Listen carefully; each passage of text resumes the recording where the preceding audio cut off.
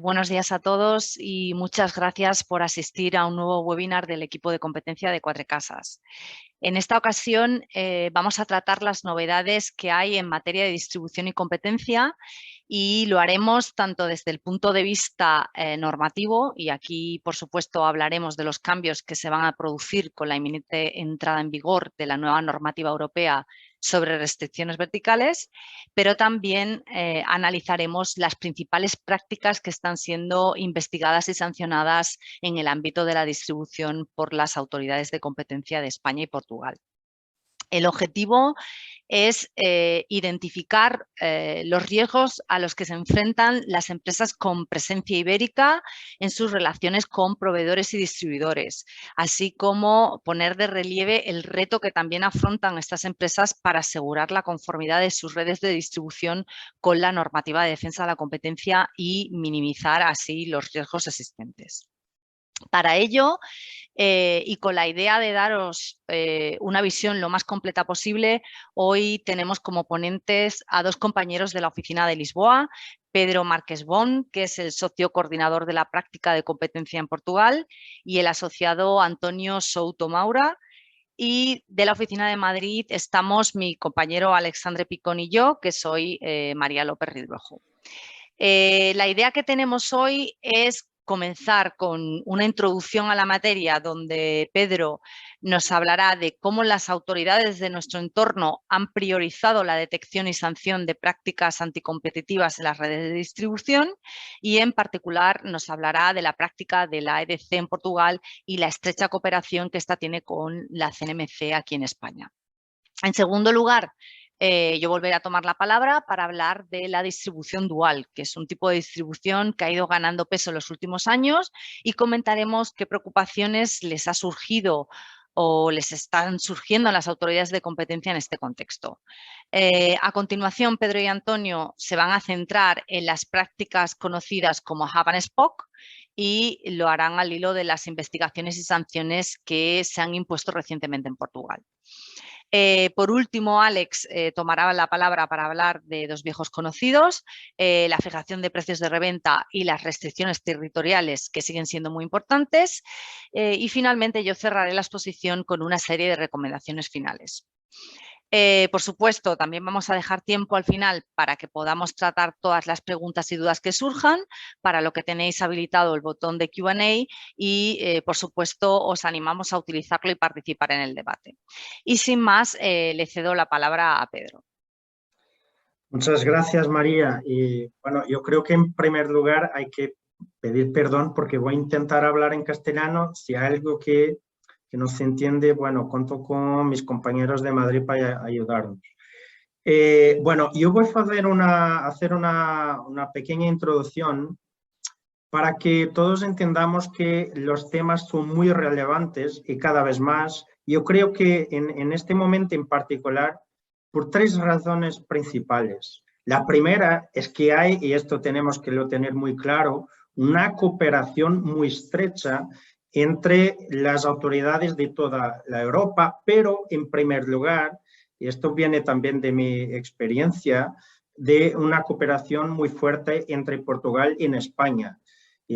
Entonces, ¿qué pasa? Si hay una investigación, si hay un expediente sancionador en Portugal, claro que van a interagir con la CNMC en España para ver si está haciendo lo mismo. Y si no están haciendo el mismo, que van a hacerlo, que van a intentar tener el mismo tipo de casos. Y al revés pasa lo mismo. Si hay una investigación en España, claro que va a haber contactos con Portugal. Además, porque en este sector, y esto es también nuestra experiencia, muchas de las empresas están activas en Portugal y en España. Entonces, bueno, la verdad es que todo esto crea una preocupación para los abogados, para las empresas, que tenemos que tener claro si hay un tren de un país, que esto va a tener efectos en lo otro. Y por eso nos pareció que había una oportunidad para discutir estos temas que tienen que ver con Hub and Spoke y vamos a mirar lo que es. porque todo lo que va a hacer la reforma legislativa, porque va a afectar las empresas y va a afectar las empresas en los dos países.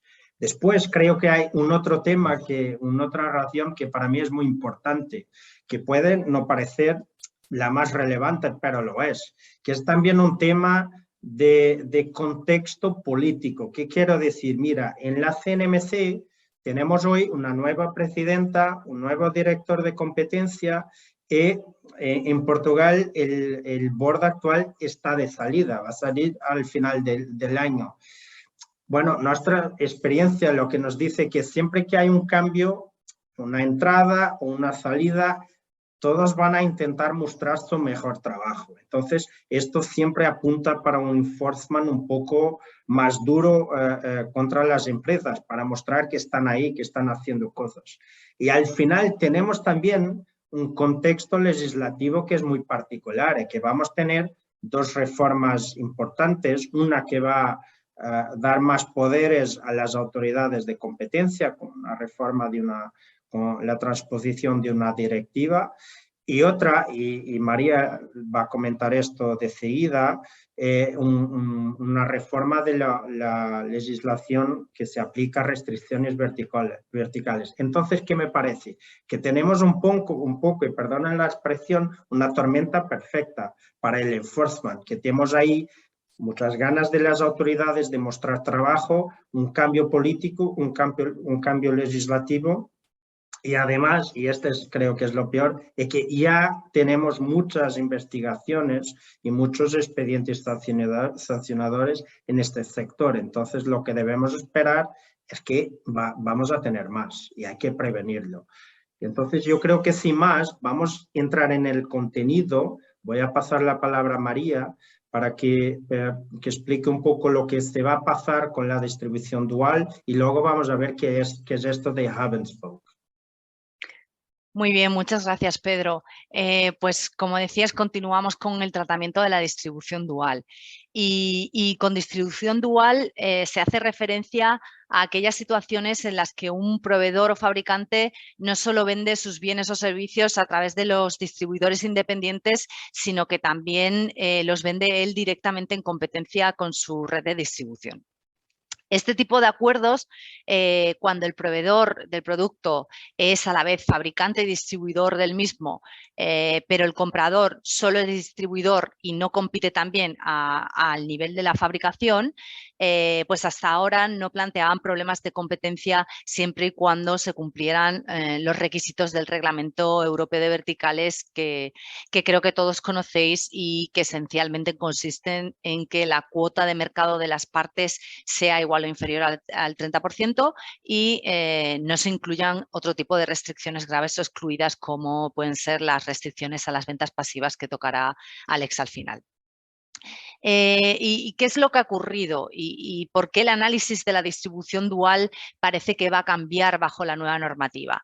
Bueno, pues en primer lugar, la distribución dual ha ido ganando peso en los últimos años. Principalmente gracias al desarrollo del comercio electrónico que ha facilitado las ventas directas por parte de los proveedores y fabricantes, ya sea a través de sus propias tiendas virtuales o a través de los mercados o plataformas online, los llamados marketplaces.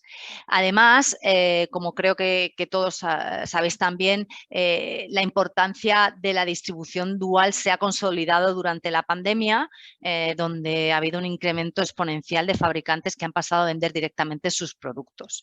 Y por último, y tras la realización de un estudio de mercado, la Comisión Europea ha llegado a la conclusión que ciertos acuerdos de distribución dual que estaban quedando exentos bajo el paraguas del actual reglamento podrían plantear problemas horizontales. Es decir, podrían plantear problemas desde la perspectiva de que el fabricante y el distribuidor pues compiten en la venta de productos a los clientes finales. En concreto, la principal preocupación de la Comisión, como veremos en un momento, son los intercambios de información entre fabricante y distribuidor. Pero antes de entrar en eso, ¿qué es lo que se está planteando ahora y qué cambios se quieren introducir con la nueva normativa que entra en vigor en junio de este año? A ver, lo que se plantea principalmente es reducir la exención que otorgaría el nuevo reglamento de verticales a aquellos acuerdos donde la cuota de mercado agregada de proveedor y distribuidor en el mercado minorista no supere el 10%. Es decir, solo los acuerdos de distribución dual, donde la cuota conjunta de proveedor y distribuidor no supere el 10%, no requerirán un análisis individual para descartar la existencia de problemas de competencia. ¿Y qué ocurre con el resto de acuerdos según la nueva normativa? Pues por encima de la cuota del 10%, el acuerdo de distribución dual se podría seguir beneficiando de la exención del reglamento si se cumple el umbral de cuota actual del 30%, pero estarían excluidos de este beneficio los intercambios de información entre fabricante y distribuidor, que, como os decía, es lo que más preocupa a la Comisión y que necesitarían en cualquier caso de un análisis individual.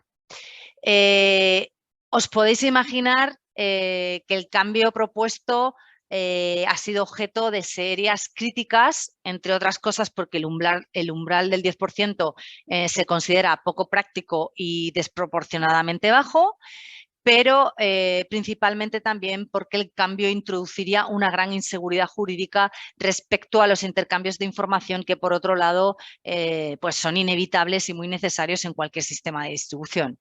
La inseguridad jurídica se agrava además si se tiene en cuenta que son estos intercambios de información los que han sido objeto de investigación por las autoridades de competencia con resultados además muy dispares. Así tenemos casos donde se ha considerado que los intercambios de información no plantean en principio problema, en tanto que pues constituyen una herramienta imprescindible en toda relación vertical que permita a los fabricantes pues tener conocimiento de la evolución de sus ventas y de sus clientes y, por ejemplo, así lo ha reconocido recientemente la propia CNMC en el expediente de medicamentos veterinarios que se archivó en el año 2018. Pero también tenemos ejemplos en el extremo opuesto, donde los intercambios de información en el contexto de una relación vertical pues se han construido como un tipo de cártel, como ha sido el caso muy reciente en Francia, donde se analizaban las redes de distribución de Apple o las investigaciones en Portugal de las que nos hablarán Pedro y Antonio en su momento. Si me pasas la diapositiva, gracias. Bueno, ¿y cómo ha reaccionado la Comisión ante estas críticas? Pues la Comisión no se ha pronunciado si finalmente se introducirá el cambio propuesto en la versión del reglamento que entra en vigor en junio de este año. Y lo que ha hecho es publicar unas orientaciones para determinar qué puede ser un intercambio de información necesario justificado y qué puede plantear problemas.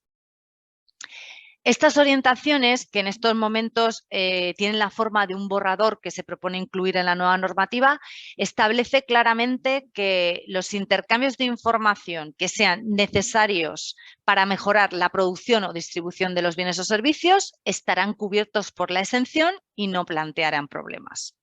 Y nuestra lectura de esto es que debería ser así independientemente de si estamos por encima de la cuota del 10%. Más complicado es determinar qué información se considera necesaria para alcanzar este objetivo. Y en este sentido, pues la Comisión proporciona un listado no exhaustivo de ejemplos de información que no plantearían en principio problemas.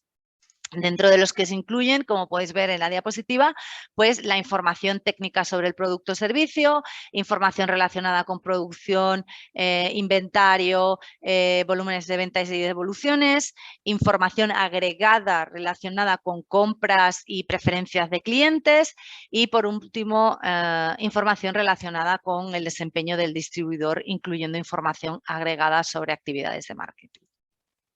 Por otro lado, la Comisión también nos enumera los tipos de intercambios de información que serían generalmente considerados no necesarios y, por tanto, podrían plantear problemas.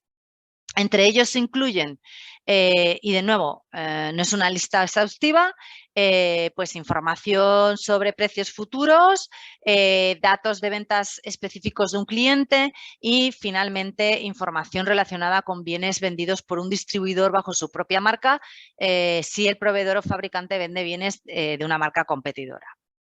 Los intercambios de información que no cumplan con el criterio de necesidad que acabamos de ver, pues deberán ser analizados individualmente. Por último, hay que recordar que, por supuesto, sigue siendo una línea roja importante el flujo de información del fabricante al distribuidor y aquí incluiríamos tanto información sobre el propio fabricante, pues los precios o ofertas que yo fabricante voy a aplicar, como información de otros distribuidores, es decir, darle información a un distribuidor sobre los precios que ofrece otro.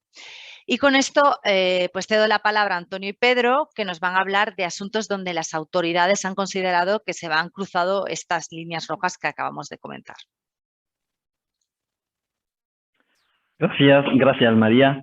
Entonces, voy a intentar hablar en español. Perdonad si hay algún error y si tengas alguna duda, no hesitéis en ponerla en el Q&A. Sí, en este contexto de las relaciones de distribución, el hub and spoke está en la orden del día. Es una infracción de que se habla mucho últimamente, principalmente por los casos que han surgido en Portugal en los últimos años y que siguen surgiendo ahora en las últimas semanas, y es un caso que se va desarrollando y que tiene muchas implicaciones por las empresas portuguesas y ibéricas. Entonces, ¿cómo funciona? Es un tipo de acuerdo o concertación o un tipo de coordinación entre competidores y que actúan a través de un tercero que actúa como centro de comunicaciones, como un hub en una rueda de bicicleta. Entonces, los competidores coordinan sus estrategias, pero no contactan directamente, lo hacen a través del hub. Y entonces es una práctica que tiene una componente vertical de las relaciones con el proveedor o con el cliente y una componente horizontal, mismo que no tengan una comunicación directa entre competidores. En este caso que está en la slide, el hub es el proveedor y tenemos dos competidores aguas abajo, pero el hub puede ser un cliente que esté aguas abajo de los dos competidores, que son dos proveedores, por ejemplo, o 3 o 4 o 5. Entonces, puedes pasarlo. Gracias. Entonces, en Portugal surgirán una serie de investigaciones por la Autoridad de la Competencia, la ADC, y ocurrirán en el marco de las grandes cadenas de distribución minorista con proveedores internacionales de marcas de muchos sectores diferentes. Son proveedores que tienen la gran mayoría una dimensión internacional y ibérica, y en sectores que actúan en sectores como cervezas, vino, otras bebidas alcohólicas, zumos, té, personal care, panadería, dulces, muchísimos sectores, y la estructura de la infracción utilizada por la ADC es utilizada la misma estructura para diferentes proveedores, porque las comunicaciones que ocurren entre los distribuidores y los proveedores, en la mayoría de los casos, funcionan de la misma manera y la ADC las identificó de la misma manera en los varios sectores. Entonces, lo que tenemos son más de 10 procedimientos que fueron abiertos por la ADC. Tenemos 2 decisiones condenatorias en 2020 y 2 en 2021. Un total de más de 330 millones de euros en multas que fueron aplicadas a empresas e incluso a directivos de las empresas.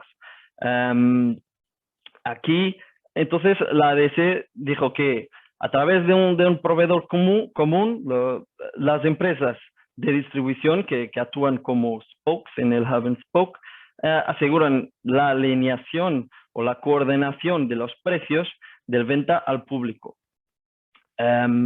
Tenemos aquí una cuestión muy interesante que es nueva en su parte, que es una alineación de los precios que puede ser de subida de precios o bajada de precios según la ADC, que es una cuestión interesante porque muchas veces se habla en las consecuencias para el consumidor que pueden crear daño al consumidor como una subida de precios. Pero aquí también una bajada es un señal de alineación entre los competidores en el contexto de la hub and spoke. Vale, puedes pasarlo, gracias. Aquí tenemos los comportamientos de la configuración de la infracción que ha sido delineada por la ADC. Tiene una serie de comportamientos que parten de la definición del precio de venta final. Entonces, desde aquí tenemos una infracción vertical en que el proveedor influencia la definición y el precio final de venta de los distribuidores. Aquí hay hay comunicaciones entre un proveedor y entre un distribuidor y el proveedor para definir un precio, y luego el proveedor lo comunica a los otros distribuidores para que practiquen ese precio.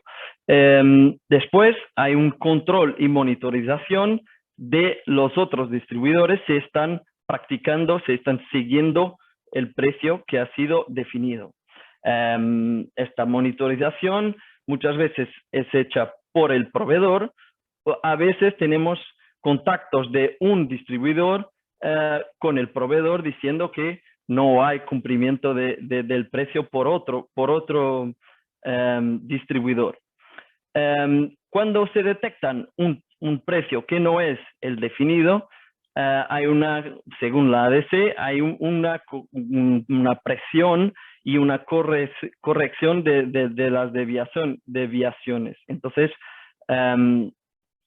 hay una presión por parte del proveedor perante el distribuidor que no está cumpliendo el precio que ha sido alegadamente definido, y después hay coacción para que él altere el precio, para que ese distribuidor se alinee nuevamente con los otros distribuidores.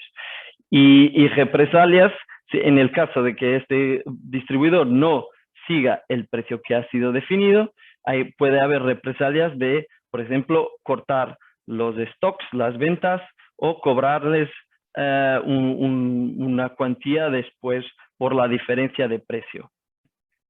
Ahora voy a pasar la palabra al Pedro sobre la evolución que esta configuración de la infracción por parte de la ADC ha seguido. Pues gracias, Antonio. Bueno, ¿cómo empezar? Mira, yo creo que el principal tema, como Antonio comentaba, es que tienes que hacer prueba de desviaciones, de represalias, porque como todos nosotros sabemos, comunicar un precio, por ejemplo, recomendado, una recomendación, no es ilegal, es normal en la práctica comercial. De la misma forma, hacer un control, una monitorización de cómo el mercado está evolucionando, es normal también. Entonces, que bueno, estos 4 comportamientos que son, de hecho, los comportamientos tipo que una autoridad tiene que probar. Lo que pasa es que en muchos de estos casos, y esto pasó en toda Europa, no es tan fácil así probar que se verifican todos, que siempre hay un control. Claro, hay un control porque cada empresa tiene que saber qué pasa en su mercado.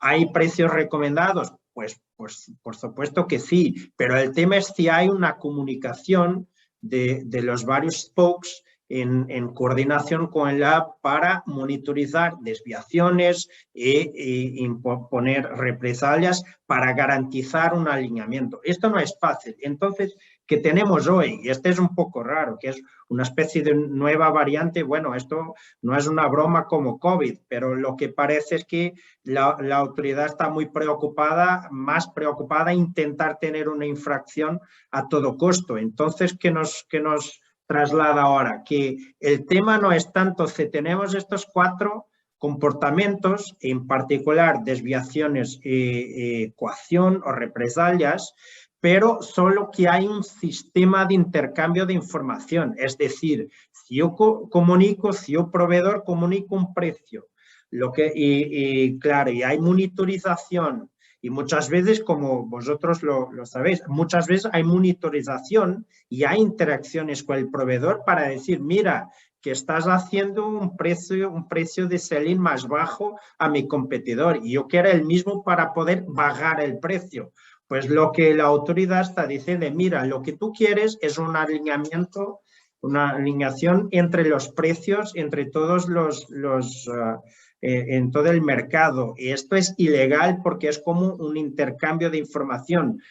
Lo que nos están trasladando es que es como si hubiera una expectativa de que el precio recomendado es comunicado a todos, la monitorización es realizada por todos se van a quejar de lo mismo y todos van a trasladar la información al proveedor. Mira, a mí me gustaría tener un precio de Exis.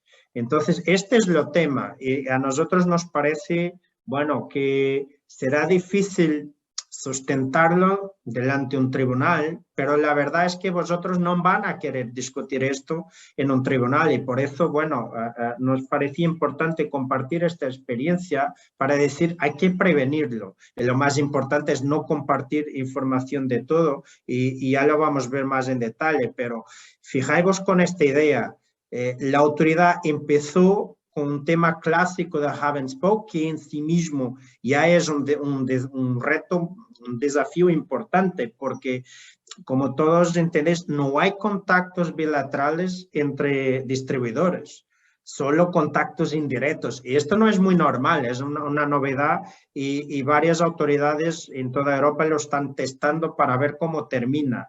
Pero ahora tenemos esta nueva variante que es, mira, no es necesario la prueba de todos los comportamientos, sino solo la prueba de que hay una expectativa y un sistema de intercambio de información. Entonces, ¿qué nos parece que son las conclusiones más importantes? Bueno, acciones de monitorización, claro que son legales y no tiene ningún problema y hace parte de nuestras vidas intentar saber cómo va el mercado. Lo más importante es no compartir esa información directa o indirectamente con nuestros competidores. Es decir, yo no puedo, tengo que tener mucho cuidado cuando voy al mercado a ver qué están haciendo mis competidores.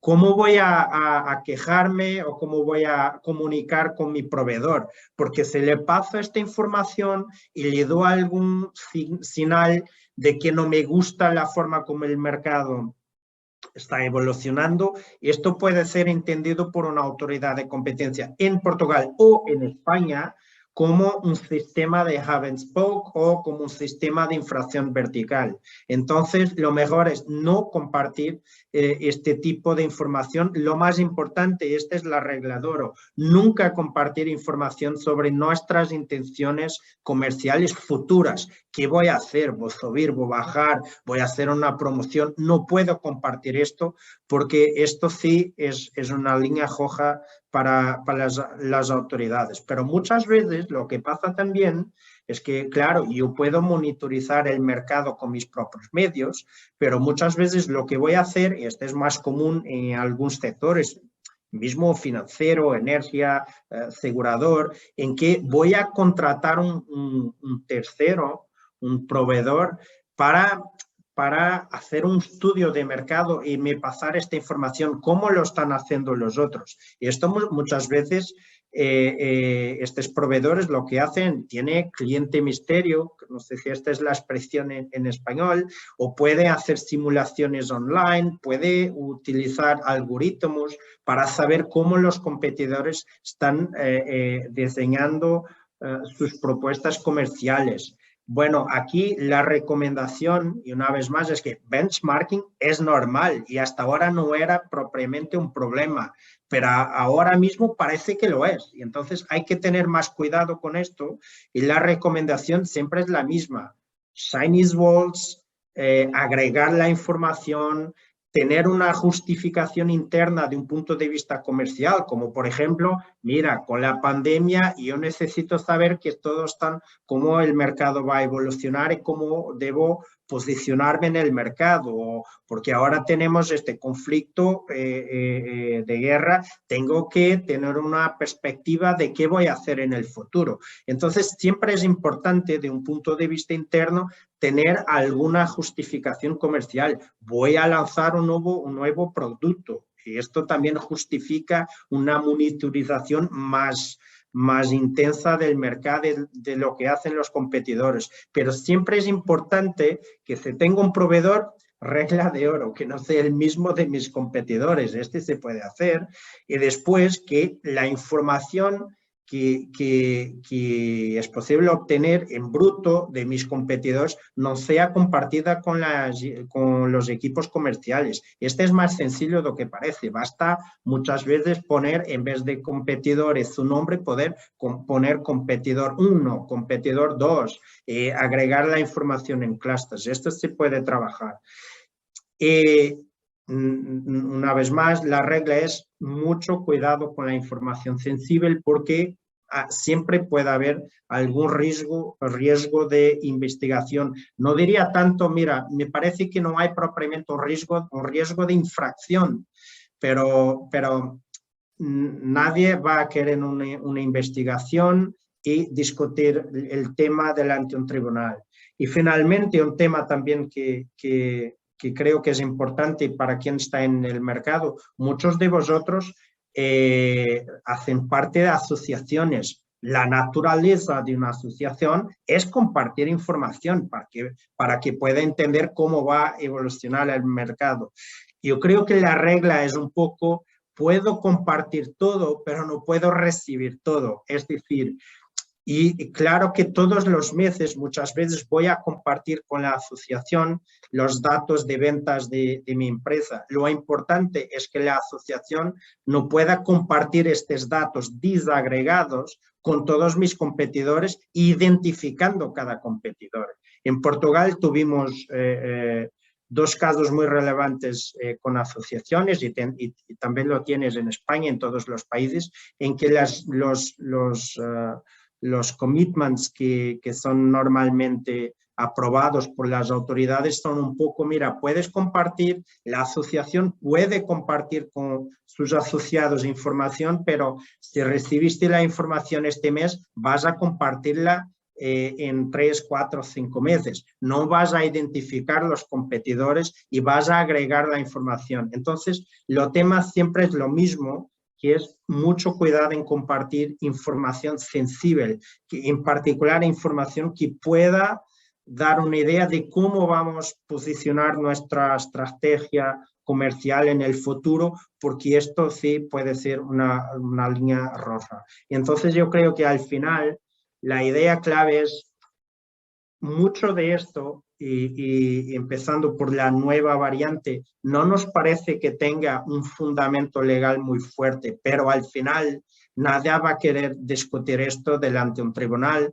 y lo mejor, claro, es prevenir y diseñar un programa de compliance muy musculado, porque como vimos en el inicio de este webinar, yo creo que la trend en este momento es para que haya cada vez más enforcement. Como decía, las autoridades van a tener más poderes y cuando alguien va a tener más poderes los va a querer experimentar con más inspecciones, con todo. Entonces hay que prevenir. Y con esto termino diciendo lo siguiente, 90% de los casos en toda Europa, en Portugal, en España, tiene que ver con infracciones hardcore y vamos a ver qué es esto. Si somos capaces de prevenir esto, ya somos capaces de disminuir el riesgo de una forma muy relevante.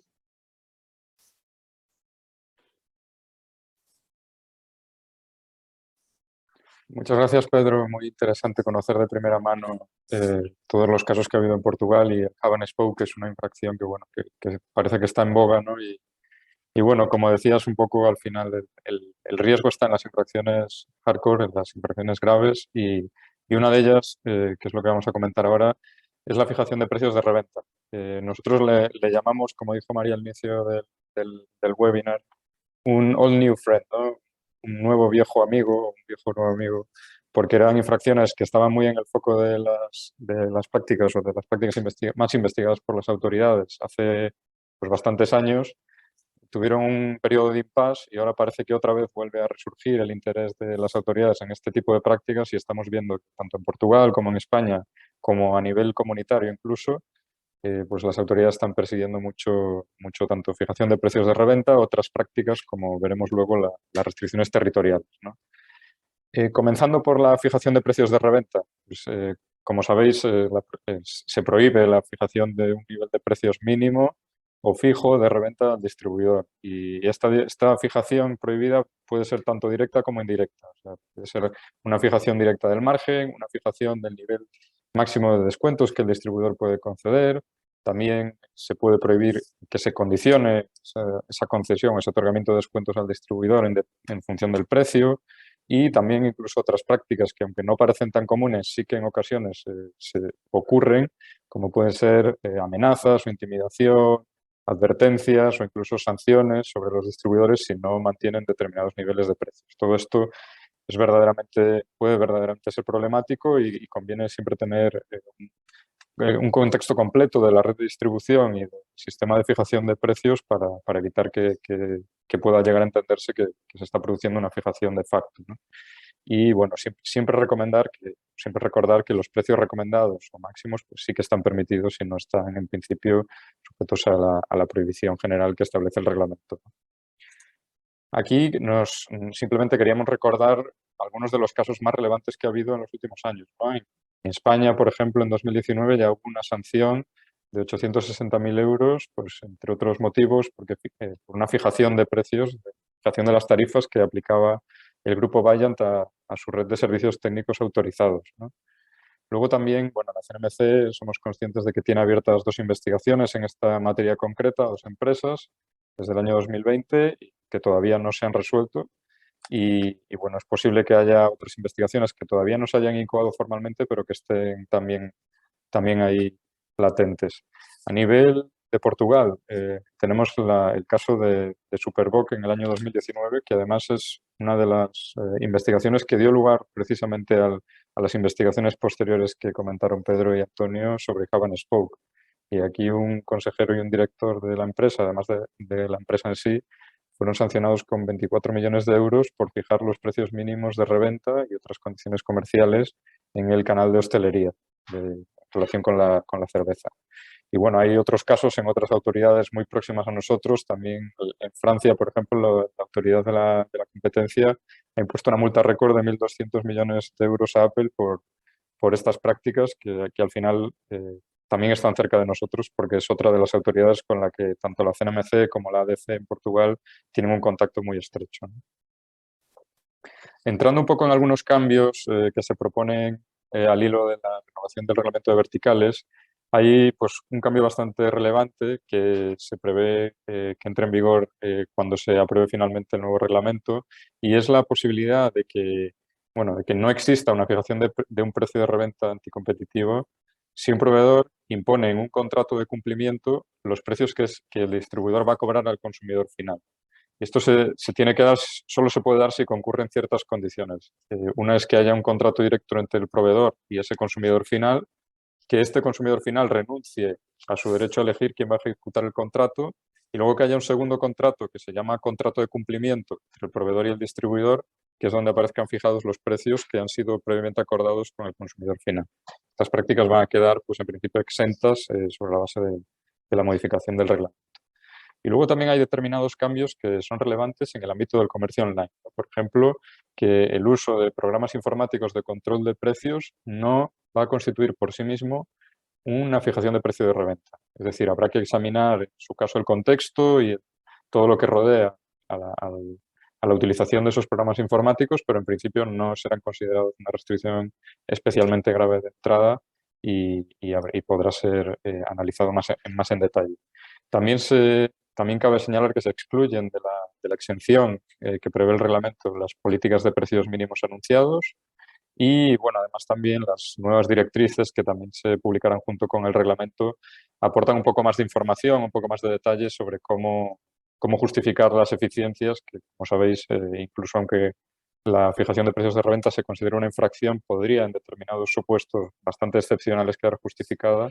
Y bueno, aquí parece que nos dan un poco más, ¿no? Pretende la Comisión dar un poco más de unas directrices un poco más en profundidad sobre este punto. Ya entrando en las restricciones territoriales, que es otro de los nuevos viejos amigos, porque ha habido muchos casos muy relevantes históricamente a nivel de la Comisión sobre esta materia, que básicamente son acuerdos en los que se limitan las ventas transfronterizas dentro de los estados del espacio económico europeo. Y pues aquí, como sabéis, son restricciones que son consideradas especialmente graves. Todo lo que se refiere a compartimentación de mercados o las restricciones sobre la posibilidad de vender en otros mercados dentro de la Unión o del espacio económico europeo está muy limitada y solo es admisible determinados supuestos de distribución exclusiva, distribución selectiva e incluso ahí, pues siempre que se cumplan unas determinadas condiciones y, pues, en el caso, por ejemplo, de la distribución exclusiva, que no se restrinjan las ventas pasivas. Esta política, bueno, este enforcement más acusado de este tipo de prácticas o acuerdos verticales con restricciones territoriales tiene ahora mismo una gran relevancia en el ámbito de las ventas online también y de hecho ha habido varios expedientes incluso de la Comisión Europea con sanciones relevantes por este tipo de conductas. Vamos a comentar solo algunas de las investigaciones más recientes, porque la verdad es que ha habido bastantes.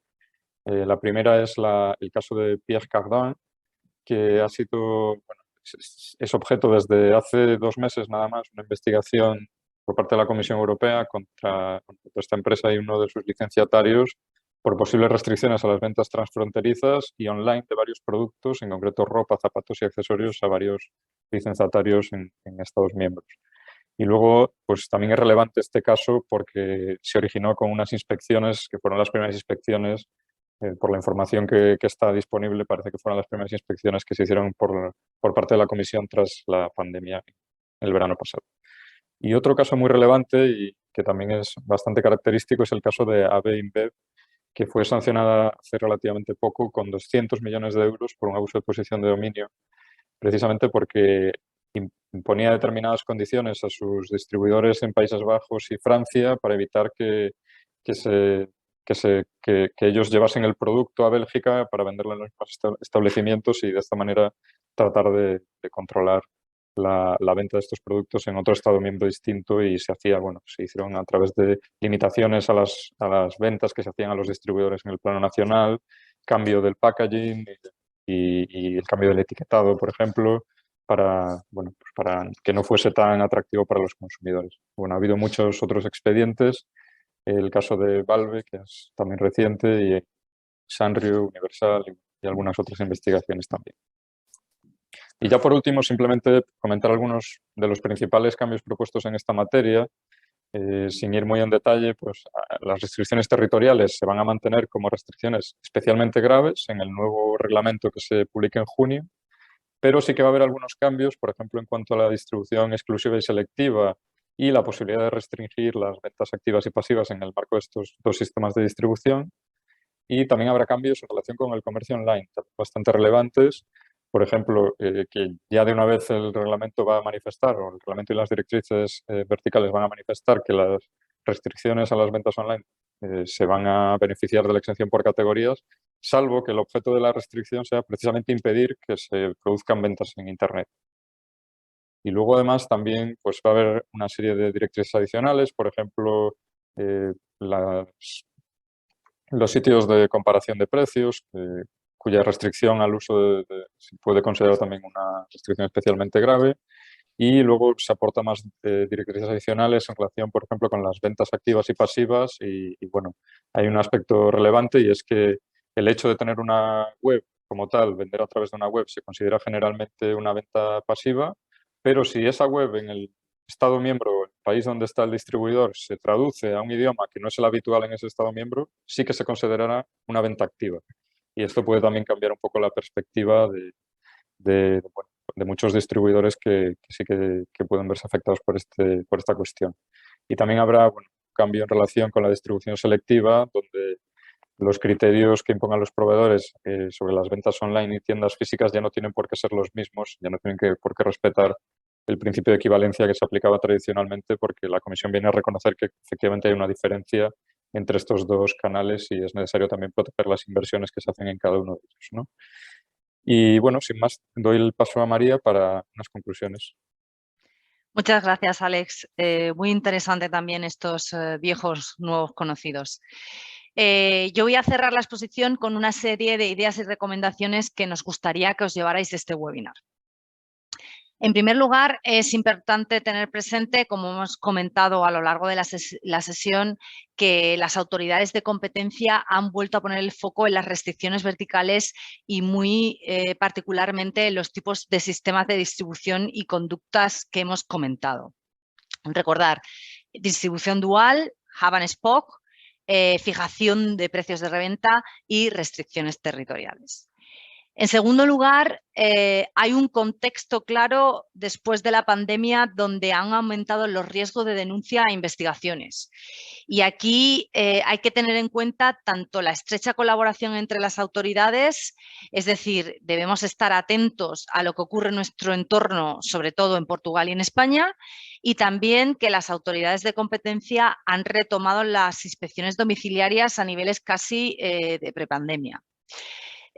Por ello, y en tercer lugar, pues conviene estar preparado. ¿Y qué podemos hacer o qué podríamos estar haciendo? Bueno, pues por un lado va a ser necesario hacer una revisión de los contratos de distribución de cara a la entrada en vigor del reglamento de exenciones europeos pues que se acerca, que viene en junio de este año. En segundo lugar, también se puede hacer distinto tipo de trabajo preventivo, como auditorías de los canales de distribución o un análisis de las herramientas empleadas por el área comercial. Y por último, y esto nos parece fundamental, pues debemos incidir en la formación de los empleados para minimizar los riesgos, pero también para estar preparados de cara a una posible inspección. Y bueno, veo que nos hemos pasado un poco de tiempo, pero también veo que hay muchas preguntas y me gustaría utilizar al menos algunos minutos adicionales para contestar alguna de ellas. Yo, Alex, veo que hay una pregunta muy interesante sobre precio dual. Quizás puedes contestar tú a esa primero. Sí, por supuesto. La pregunta dice, ¿puede un proveedor vender el mismo producto a un distribuidor a dos precios diferentes en función del destino final del producto? Es decir, venta online o venta física. Bueno, es una pregunta interesante y que de hecho surge bastante a menudo. Y lo cierto es que bajo el régimen actual del reglamento, el dual pricing es una restricción que se considera especialmente grave.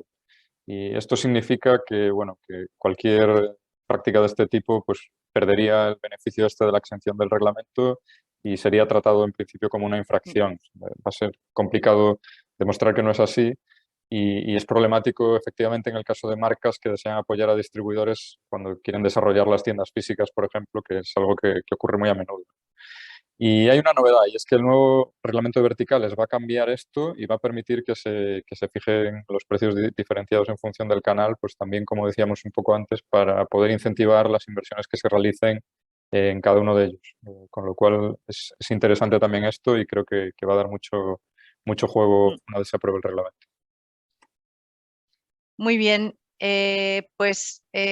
No tenemos mucho tiempo, pero no sé si Pedro Antonio habéis identificado al menos una pregunta que podamos contestar antes de terminar.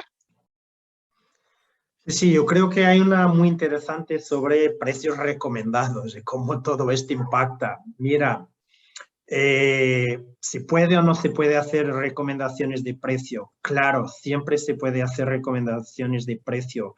El tema en el Hub and Spoke hay un pequeño twist, El proveedor puede recomendar un precio al supermercado y la pregunta incide sobre supermercados. Lo que pasa muchas veces es que el supermercado, cuando está haciendo su trabajo de monitorización, verifica que un competidor, un supermercado competidor, está practicando un precio más bajo. Y muchas veces, y aquí empieza el problema, es que va a comunicar al proveedor, mira que mi competidor está con un precio distinto del precio recomendado y me gustaría que tú hablases con él para que lo corrigiese. Y este es el tema de Hub and Spoke. Y muchas veces lo que va a pasar también es que el supermercado va a decir al proveedor, si no lo haces, te voy a emitir una nota de crédito porque voy a bajar el precio y tú lo vas a pagar. Y muchas veces el proveedor, y esto también pasa, puede suceder, que cuando va a hablar con el competidor que se desvió del precio, le va a decir, mira, si no subes el precio, te voy a cortar el fornecimiento. Y este es el clásico de Hub and Spoke. Claro que muchas veces esto no pasa. Y lo que hay es más un juego de monitorización y muchas veces de presión para obtener más descuentos para bajar los precios. Pero ahora lo que las autoridades están diciendo es que, mira, no lo puedes hacer. No puedes comunicar con tu proveedor diciendo, mira, que esto está bajando el precio y me gustaría que subiese o me gustaría tener unas condiciones mejores, porque al final las autoridades lo están viendo como un proceso para coordinar el nivel de precios en el mercado. Entonces, para sumariar, sí que se puede recomendar precios, pero mucho cuidado con las respuestas que vamos a recibir de los distribuidores y viceversa. Muy bien. Hay mucho más preguntas, pero... Sí, lo veo, pero hemos consumido con creces el tiempo que teníamos, así que si os parece lo dejamos aquí. Vamos a contestar el resto de preguntas por escrito. También, si surgen preguntas después, por supuesto, tenéis nuestros correos y un correo general donde la podéis enviar y estaremos encantados de contestarla. Y nada más, daros las gracias de nuevo por estar con nosotros hoy y os esperamos en el próximo webinar.